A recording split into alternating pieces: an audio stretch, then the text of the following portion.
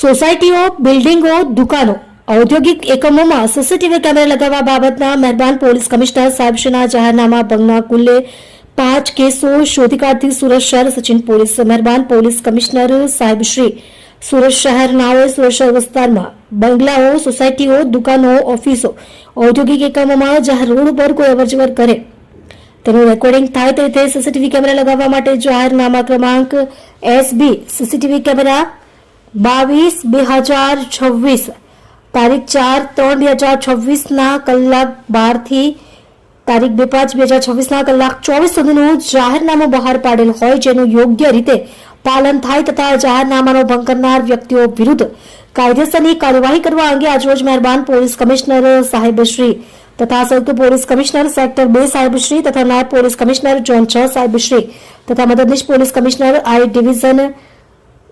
સાહેબશ્રી તથા police inspector Shri PN Vaghela તથા surveillance police sub inspector Shri ND Damor નાઓની સૂચના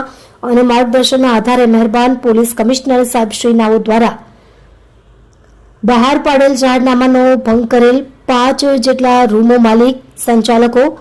ભીમજીભાઈ જેદુજી કલાલ, પવનકુમાર બાબુલાલ કલાલ, ગુલાબ